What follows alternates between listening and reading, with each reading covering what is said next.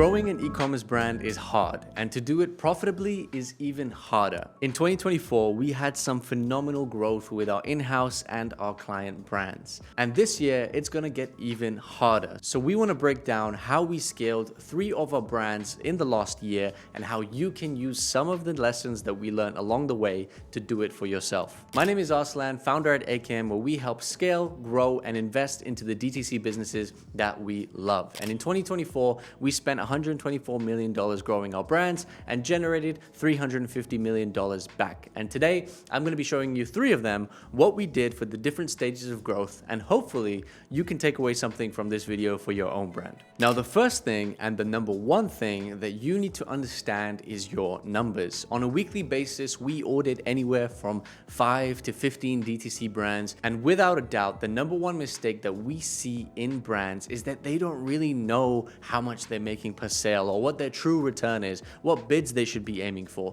Essentially, they don't know their numbers to the granular detail that they should. In front of me right now is a simple sheet that you can use to understand your numbers a little bit more, or at least help you. This takes into account the AOV of your store, the margins on it after you take out all of the expenses, and the ROAS required along with the CPA, your cost to acquire customer, that you need to hit within your ad platforms to achieve that level of growth and profitability that you desire. Now, from experience and having done this for a long time, I can tell you the most ideal scenario is that you want your target ROAS to be somewhere around a 2 with at least 10 to 15% profit margin at that level. If you are a brand that requires a return higher than that due to margin on your products, don't worry, it's not over for you just yet, but I will be honest, it is harder. Another important part of DTC brands is also understanding your LTV, especially if you're a consumable packaged goods brand or sell products that require people to buy again, subscribe, or it runs out eventually so they have to top up. Niches like supplements, health, nutrition, food, accessory add-ons, and so forth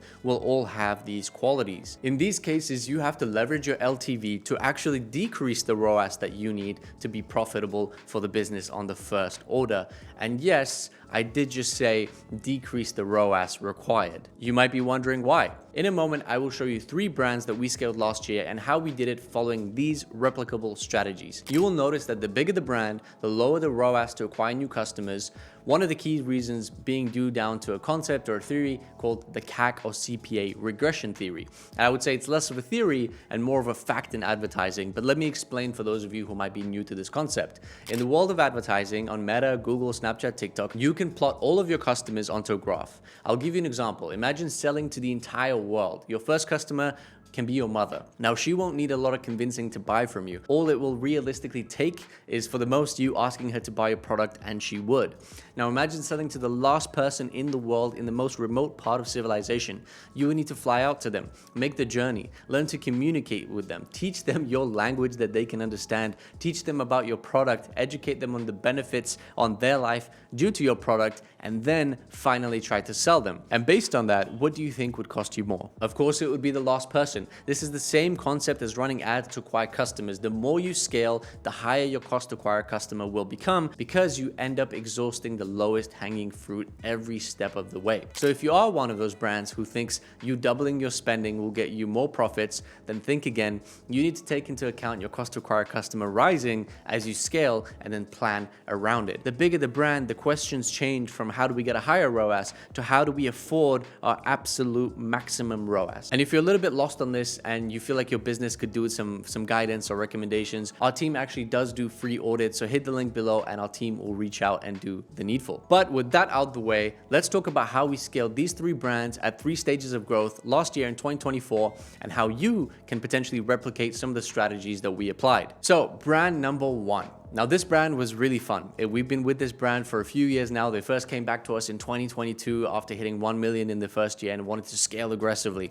Now, I will advise growing super aggressively year on year is not sustainable, but we did it anyways. Now, this brand has very high margins for one, so it has the advantage to grow aggressively in the first place. The second thing that aided us is that this is also a CPG brand, so it has a really high LTV. And to be exact, this brand had a 31% LTV for 60 days. Now, what on earth does that even mean? Now, Put simply, this means that on day 60, 31% of their customers would come back and buy again, which is a really, really great figure. Anything above sort of 20, 25% is already phenomenal. Now, I mentioned LTV earlier in this video, but let me demonstrate why it's super important in this case. Now, as a CPG brand, your cost to acquire a customer for subscribers, etc., is not going to be cheap in general compared to your AOV. But when you start to bid based on your 60-day LTV, and the reason for 60 days is due to the fact that most credit cards, credit lines can be extended to 60-day payments, and therefore your negative cash flow conversion cycle is safe and also extended.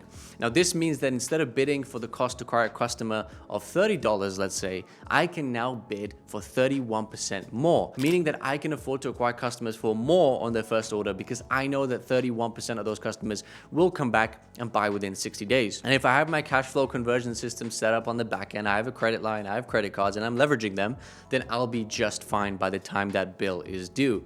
And simply put, this means that I can now bid higher and I can outbid other advertisers bidding for the same customer and win the ad auctions.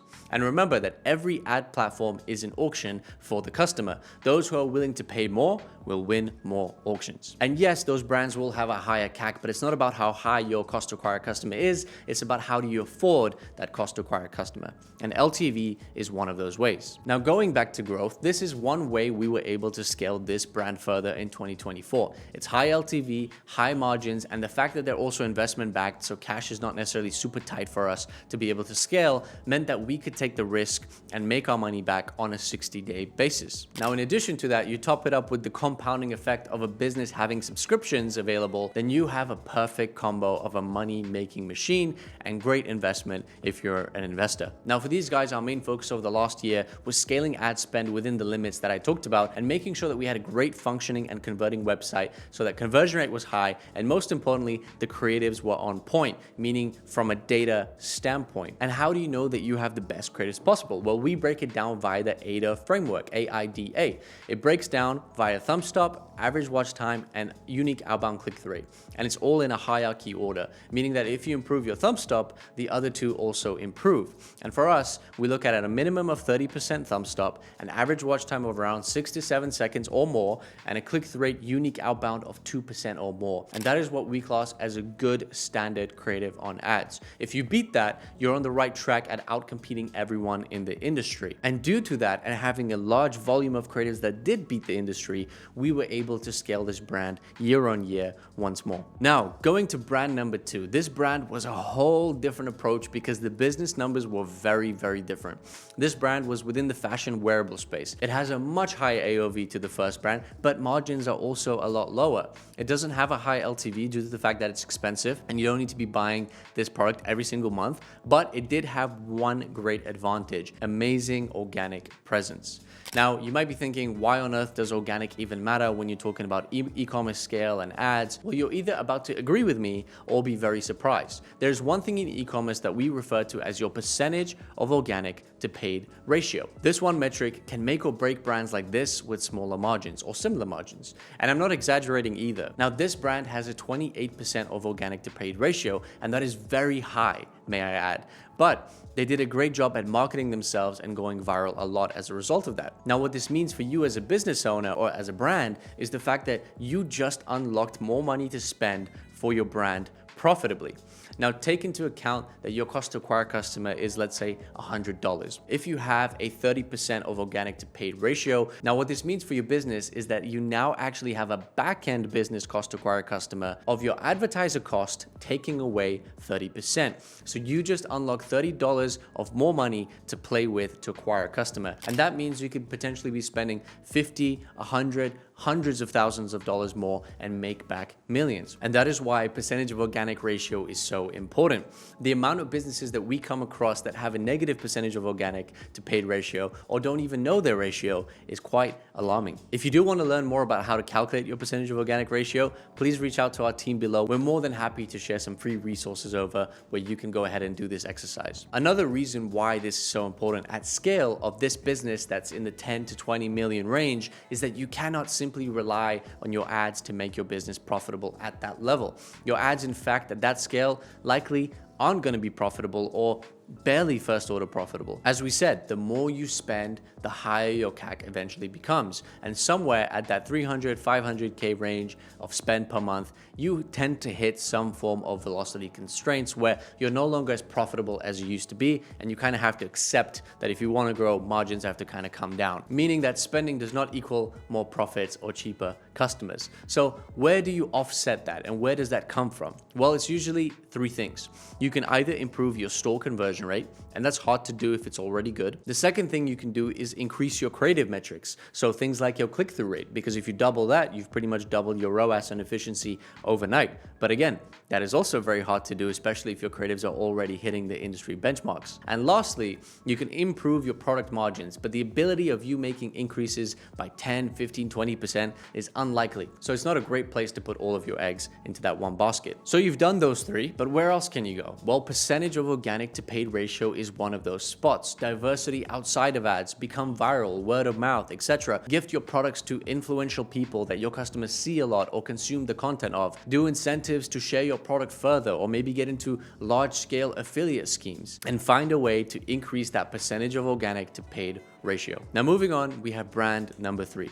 Now notice something interesting as we go up and up. We're growing way less aggressively per year. Why? Because these brands now understand their numbers and they play within the rules of their own game. At this level of scale, it's so important to understand what your constraints are and grow within them to try to surpass them. You wouldn't believe by the amount of brands that come to us and have goals of, I want to get to 5 million a month in revenue in just 1 year's time whilst only making 500K a month at this point. And to scale that aggressively is not going to come profitably. So unless you have investment dollars to burn and your investors are somewhat okay with that, which they won't be if they're smart, then slow and steady scale is really what wins the race, especially for LTV-based brands. So with this brand, we had to take a much more calculated approach. Now this brand is in the women's care niche. However, the LTV is not super high. It averages around 17% in 60 days. Not the best, not the worst. It does, however, have high margins. And it also did 18 million already in the previous year.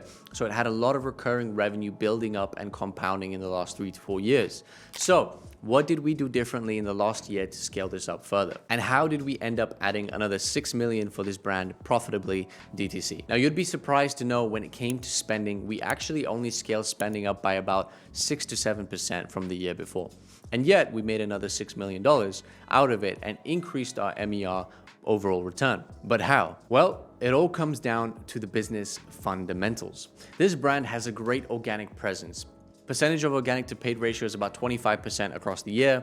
It's in retail, so the organic presence is multiplied more because there's people out there buying in stores. And as I said, it's a consumable business. So when people run out, they come back and they buy again. Now in 2023, when we scaled this business to 18 million, we hit a CAC that we simply could no longer afford anymore. Meaning no longer could we say, let's spend more money on ads now, because the return would not actually mean that we made more profits. We would actually lose more profits if we weren't careful or increase the efficiency of those ads. So we took a step back with the founders in 2024 and said, look, we're only going to scale ads by 10% this year, but we have compounding returning revenue based on our subscriptions and customers that come back and buy. And in addition to that, we instructed them by starting to take organic more seriously at the end of 2023 going into 2024 so that we could push more content there, viral content, and follow the trends of what works in the world to get those brand numbers up. And as a result, we also got a lot more sales.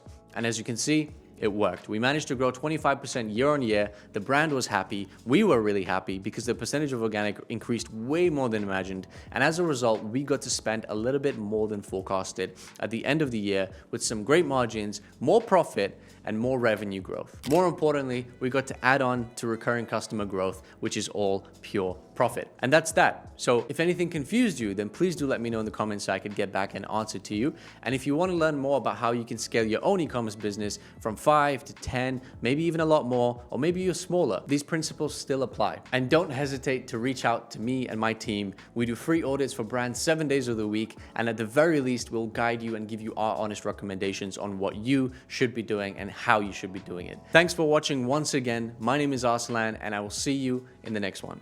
Ciao.